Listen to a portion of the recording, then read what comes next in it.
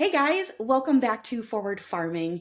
We have our first guest of the new season, and I'm really surprised how this guest came to me because my brother Rusty, he is not really involved in our farm history. Like, he's not really involved in our farm at all.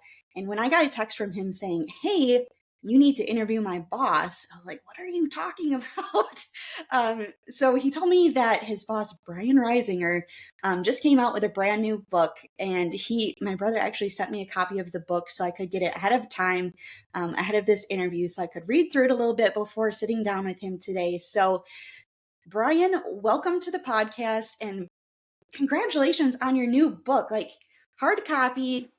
I've got Love it. fingerprint smudges all over it. Land rich, cash poor. Congratulations. This is a really amazing book, not only for Wisconsin agriculture, but agriculture as a whole. So, congratulations and welcome. Oh, thank you so much. I appreciate it. There's nothing better than a well-read book, so I take that as a compliment, if nothing else, at the moment. So, Yeah, my toddler, he sees a tractor on here and he's always grabbing at it and losing my place, but that's okay. It's well loved in this family already. we will accept readers of all ages and backgrounds. So tell me a little bit about yourself, a little bit about your upbringing, where you're from, what you do now, your social security number. Give me all the details that you have. You got it. I don't know if there's so much in the bank account at all, but you're welcome for whatever I've got. So I grew up in Southwest Wisconsin, Sauk County, Driftless area. So you and a lot of your listeners, of course, know all about that, but I'm in the southern part of that. And we grew up dairy farming. And we are fourth generation, counting my sister, who's taken over from my dad. And we have what I'd like to think is a proud history. We're certainly proud of it. I know that's true of folks all over dairy country and cranberry country and the state of Wisconsin, but it's also true all across the country. And what I grew up with was knowing that our way of life was one that was disappearing. You know, you see the number of kids that are from a farm, the number of hands that go up in class getting less and less each year, stuff like that. So you always kind of know you're lucky to grow up on a farm. It's such an amazing, valuable place in terms of the values, the circle of life, the hard work that you learn, working alongside your family, living close to the land, living close to animals, all that stuff. You know, it's special. And I realized it was maybe even more special because it was becoming more rare. What I didn't know was why. And as I got older and as I got into first business journalism and then public policy, because I had a little bit more talent for words than I did cattle and crops. It's my dad and sister who have those talents more so. They'll still throw me in a tractor now and then, and I help out on the business side, and I help out in the field in the farmyard when I'm able. But I took an off-farm job where I began to see and understand what was going on in our economy, and I realized nobody had ever told this story of why is it that our farms are disappearing? What's good? What's challenging about agriculture today? What does it say about our country? What does it say about our food supply? Why should people care? And I found that there are really compelling answers to all of that as I dug into trying to figure this out about 2 years ago. But as I say, in some ways, I felt like the story was with us from the beginning, you know? Yeah, definitely. As soon as I started reading your book, it was kind of like a gut punch. You had just kind of that reaction, and I hope people that aren't farmers are kind of getting that reaction too of like, this is happening. This has been happening for a long time, and farms are disappearing at a rapid rate, and farmers are struggling now more than ever. And especially the way that I don't want to give away too much about the book, but the little snippet that you had when you talked about your dad when he sold off his cows, and I was just like, it punches you right in the gut, and so many people I'm sure can relate to that. So kind of talk to me about how you started this process of writing this book. What really motivated you to start writing and kind of follow through and tell the story the way that you did? Yeah, happy to. And what I'll say first is I think your observations are absolutely right. I think that people who have lived this might be surprised to know the reasons, or it's a process to fully face it because we know what's going on, but we also know there's amazing things going on in agriculture. And so there's a desire to kind of keep going and moving forward. And we're going to do that. But facing also the disappearance and what it means is something that's good for people who grow up in it to do, because we have to look at the challenges to understand the solutions and the opportunities for the future. At the same time, people who are outside of farming way of life and people who at any dinner table all across the country need to know about this because it affects our food. So I appreciate what you're saying. As far as getting into this, it really started for me with the family stories. It was important for me to, yes, do historical research to understand what drove this issue. It was important to do research on what is the impact in terms of on food prices and on our food supply and other things. where it really started and where it ends and winds all throughout for me is my family. And so I had heard stories. Every farm family has these incredible stories over the generations. I'd heard stories about my great grandpa and my grandpa. And, although I got serious about this book project about 2 years ago, I had known for a long time I wanted to do something. I wanted to write something about my roots. So fortunately, for about the past decade, I had been talking to people going all the way back to my grandpa's generation. Unfortunately, my great grandparents and their generation, too many of them were gone for me to be able to talk to them firsthand. But I talked to their children and I talked to all the generations on down through. So I had hours and hours and hours of archived interviews that just were all these incredible family stories. So that's where it started for me. And as I went along, for example, when my great grandparents were here, they had a son who was crippled in the fields under horses, and it was this horrible, heartrending story. But it was also this amazing story about how he survived that, went on to become a successful farmer and small businessman for the rest of his life, walking on an artificial leg. It's incredible what people live through. All kinds of things all throughout our family's history. My grandpa growing up in poverty during the Great Depression and climbing in the middle class by the 1940s and 50s. My parents surviving the farm crisis, and which there was a drought on top of it in the years in advance of that in southern Wisconsin. All these things, I realized that as I was pulling out the stories that I thought were most compelling for readers, I realized that those stories lined up with things that I was finding when I was researching our broader economy and history. And so what I decided was for each era from the early 1900s through the 2020s, I was going to find what's that hidden piece of history? What is that hidden story that we don't know that's beneath the surface of each era that has driven the disappearance of our farms? And what I was so lucky to find as I did that is that each of those hidden histories lined up with something our family was dealing with. When, just as an example, in the Great Depression, when that hit in Black Thursday in 1929, it hit the whole country. Well, the truth was that families like yours and mine were already facing an agricultural depression 10 years before that. History forgot that. So telling that story and talking about my grandpa for the first 2 decades of his life growing up in economic depression, it lined up in a way that I could have never planned. And it was just such an amazing thing. And I think it just speaks to the power of what farm families live through. Yeah, and it was really interesting to read a book the way that you kind of compiled everything together, going decade by decade, going through every struggle during the decade, and then having a personal story tie into it. I'm not a huge nonfiction reader, but it made it a little bit easier to digest and understand, all those numbers. I'm not a number person. So seeing all those statistics, it was just like, oh my goodness. But then having a story that's a little bit more relatable to me to go along with it, it made it like it just added another depth that I've never really read anything like that before. So that was really cool. I'm really glad that you wrote it that way. That was really cool.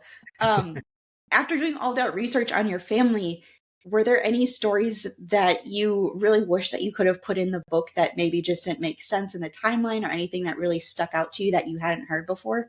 Yeah, I'll tell you, there are so many.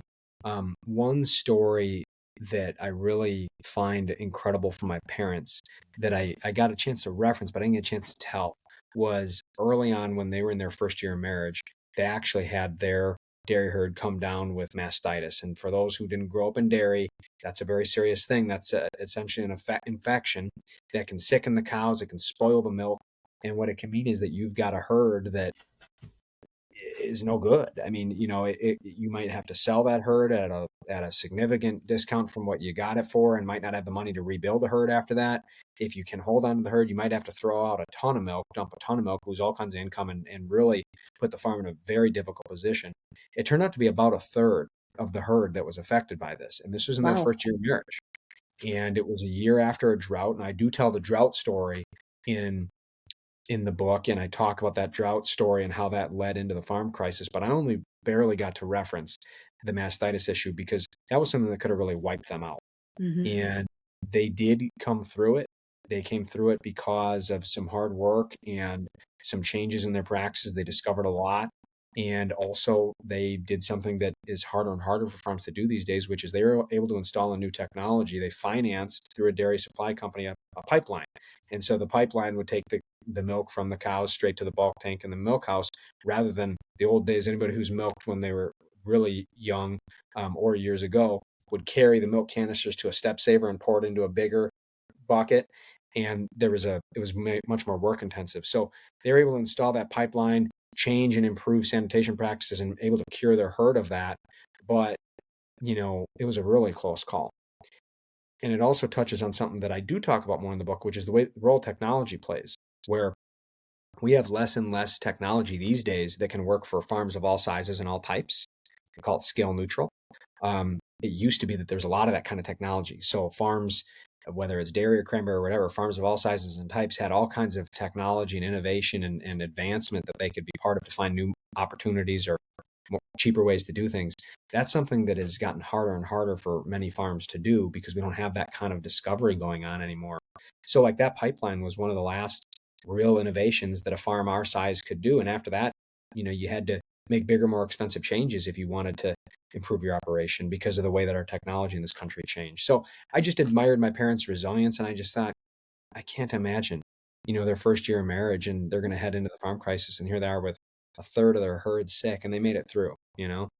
Yeah, that's pretty incredible and speaks a lot about the character of both of your parents, I think.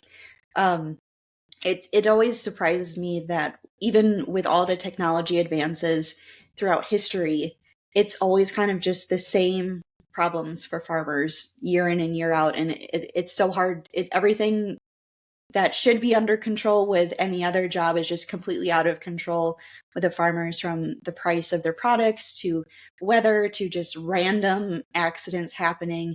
It's just you're never going to meet a more resilient person than a farmer, I think. And when I was in high school and playing sports, coaches would always love to hear that you're a farm kid, because like, we know you're going to follow directions and we know that you're going to work harder usually than most of the other athletes. So it was, I think everybody knows just a little bit how resilient farmers can be.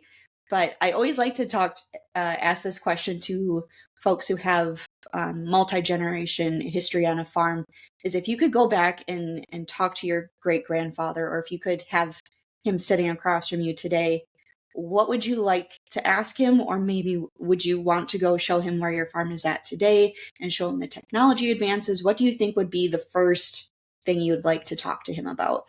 Oh my goodness. That's incredible. That's such an amazing question to ask, and it's one I wasn't prepared for, which is a good thing because when Surprise. no, they're like, "Oh, that was a wrong." Like he sounded dumbfounded. No, such a good question. I think I would want to ask him what he would hope for us now. Um, and the reason I say that is it might sound like a really simple thing to ask, but farm families make a lot of assumptions about what's expected of them. And he is someone who created a lot of that expectation, maybe unintentionally, but he came over from, pre-World War I Europe. He left Bavaria because he didn't want to fight in World War I on the German side. He wanted to come to America and make a better life for himself. So he had been in the military. He had a treacherous journey to get here. When he got here, it was dirt poor subsistence farming. He survived that to be able to get us in a place where we had a farm that could survive the Great Depression, right? And then his son, my grandpa, took over, feeling like he kind of had to. And then his son, my dad, took over, feeling like he kind of had to. Now, in my dad's case, he loved it. It was down in his blood and his bones. And my dad is one of those people who they would, that's his calling. That's what people would say. And he would say that too. I was fourth generation eldest son. I was the first in 4 generations to not take over. I'm grateful that my sister's taken over. And as I said, I'm still involved. And obviously I'm working to tell our story. But I carried that around for a long time. I carried a lot of guilt. I carried a lot of sense of that I let people down for a long time. And so talking to him, and just now that he would be able to see what has happened over the generation, I'd love to know just what would he want for us? Because the assumption is that, he would want all of us to put our heads down and overcome what we overcame, because damn it, he did harder things than we ever did. And there might be some truth to that, but I also think that he'd be amazed to see what's happened over the generations. And I would just love to hear his answer to that question, to understand, because I also know that at the end of the day, each farm family just wants the next generation to be able to persist. And maybe they want it in the way that they did it, or maybe it turns out in a way that's completely different. But every time I see a farm make it to the next generation, the old generation has a hard time letting go, but then they're so grateful and gracious and proud when they see the next generation take root. So I would just love to hear what he thinks of all this, because I think we all assume that he'd say, put your head down and try harder. And he probably would say some of that, but I'd love to know what else he would say because it's an incredible legacy that he helped create, you know? Yeah, isn't it amazing how the first generation just sets a bar for what the path of your family is going to take, and you look back on it, and it's just incredible to see just how little bits from every generation just kind of trickle down, and it just gets instilled in your blood. Like I always tell people, my blood is extra red because of Good. how rich our history is here, and it's just amazing to kind of feel that closeness because of the land that you all shared, and um, how you all try to leave it a better place than when you first started. So how is a generational change going for your family, between your dad and your sister? I know what it's like here, but how is it like on your family's farm? Is that a smooth transition? Was your dad excited? Was he? Do they get along well? How is that transition going? I appreciate that question from a fellow farm family because it's going really, really well. But my sister likes to say, it's not all sunshine and rainbows, Right. and it's tough because these are serious things. I was talking to Pam Yonke, the fabulous farm babe with the Midwest Farm Report, who I think is one of the most credible people on these issues, and she says, "I'm sure these things go on in boardrooms of businesses, but this is around the family kitchen table, you know." Hmm. And we talked to her in the book, and I've talked to her at other times about this, and it's just so hard because it's a real business. It's a family business. And no matter how big the farm is, it's a small business in a big world at the end of the day. And there's so much emotion wrapped up in it. And what I am proud to say is that the transition is going well, but like any family, we have our challenges. And the reason it's going well is because we really focus on communicating. And, we have family meetings where we get together and we talk each month. And my sister is coming into her own as the manager of the farm, making recommendations what we need to be doing, guiding us through some transitions. And my dad, as a person who led the farm through the farm crisis and all of these things, is learning to let go while giving her the guidance and support she needs. And those are hard balances to do, Very much. there's one little story that exemplifies it. So we sold our dairy herd in spring of 2021, and like you said, that's hard. That's like a death in the family. But we didn't want it to be the death of the farm or death of our way of life. So what we were doing is we were selling the herd because the changes we would have had to make to keep milking were just the kind that were too expensive, and we wanted to make a change. So we're pursuing my sister's plan that she and I worked on together. They were her ideas, and we developed them and worked with my dad on them to instead raise custom heifers for other dairy herds, to raise beef for consumers, and to also cash crop and diversify what we were growing. And it's working. And we're hitting the income targets my sister laid out, and we're figuring out how to get the whole farm aligned with that. And we're making this multi-year transition, and it's working. But boy, was it hard, and getting through that transition of my dad being ready to sell the cows and what to do with our facilities instead. There's a lot of internal family, I'll call them discussions, but that might be a little bit of a euphemism because sometimes there are a little bit of battles, and that's natural. And that happens with every generation where it's hard to let go, and it's hard for every generation that's coming up to step up too. And you find that balance as you go, but it doesn't come easy. Right. There's a lot of pride involved, in all generations, and when pride gets involved in discussions, it turns heated very quickly, and that's a blessing and a curse. It's great to have that much emotion tied to what you're doing and your livelihood, but at the same time, you have to go home and celebrate a birthday, right after this argument, or you have to go home and like go to church afterwards. And It's like you have to have a face for each side of the family that you're dealing with. Like you need to have that business side and then immediately flip a switch and forget everything and go home and be a family again. And that's a really hard fine line, to navigate sometimes. So I'm really glad at the end of your book you did a quick little page on mental health, because I think that's something that farmers really need to be aware of, and know that that is an option, especially in today's world. So there are crisis numbers available in your book that I really appreciate that you included in there. And if you guys need that, we'll link that in the show notes below too, because we can never reiterate enough how important mental health is, inside farming and outside of farming. So make sure you guys check that out if you or somebody you know needs help, because everyone could use it every once yeah, in a while. yeah. What uh, one more big question about your book before we get into some fun questions. What is kind of the biggest takeaway that you hope readers get from reading your story?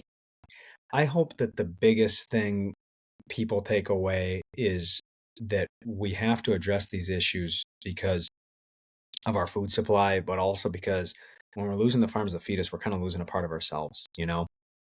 And farm families know a lot of that stuff, but we don't necessarily, as farm families, like to necessarily speak up.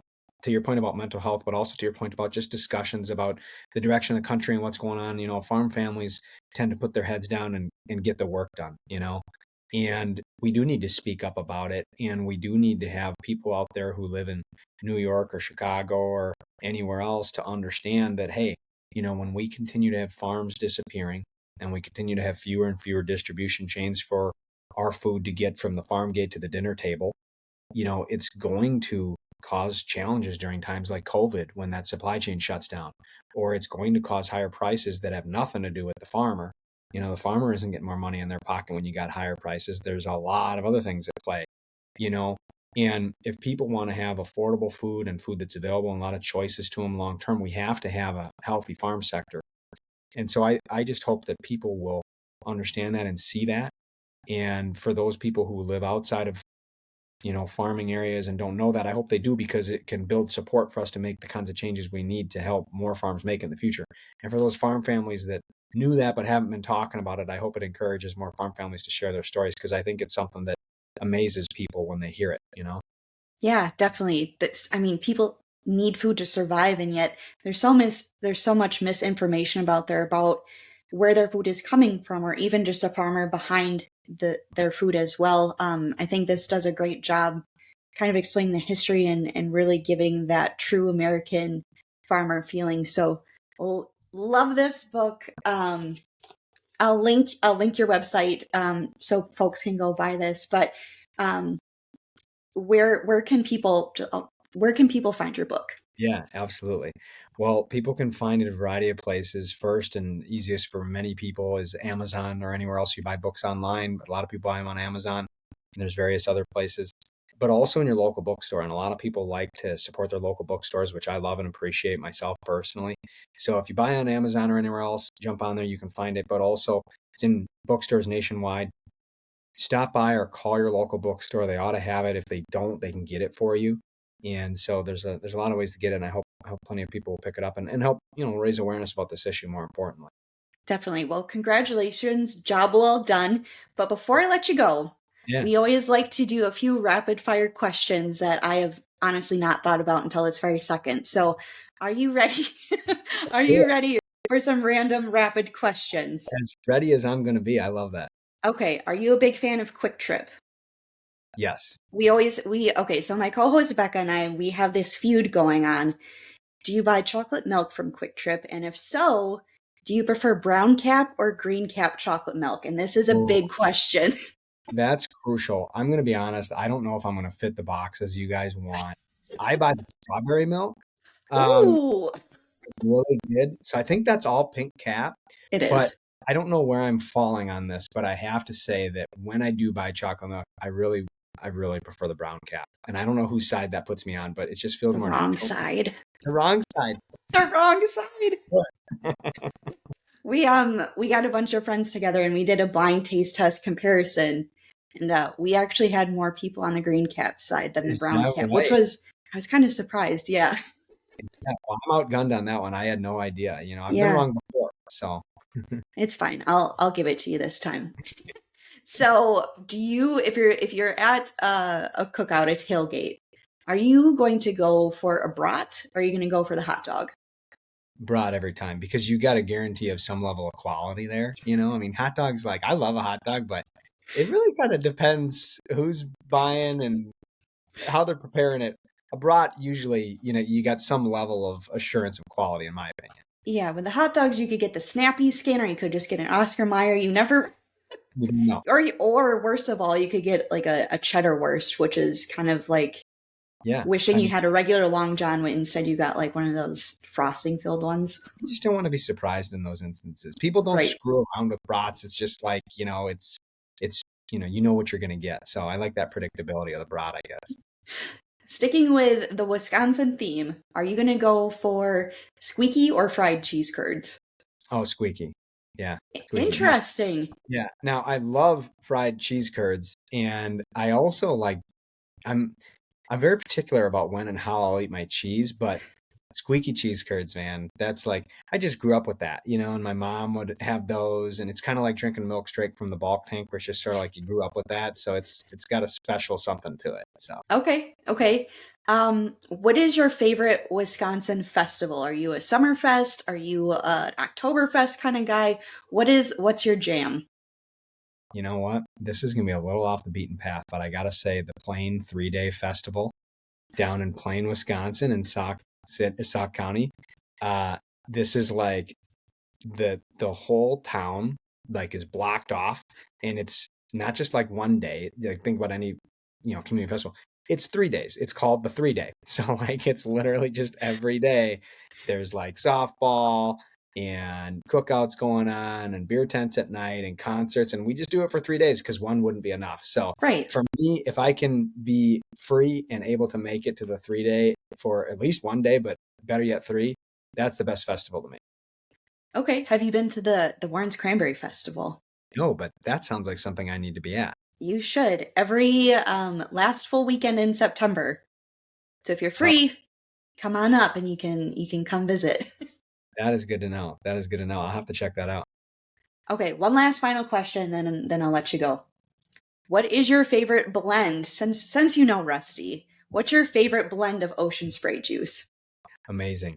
So I don't know where this puts me on the win-lose spectrum, but like I like straight up cranberry juice. I don't like it sweetened. I like just like the The regular, pure?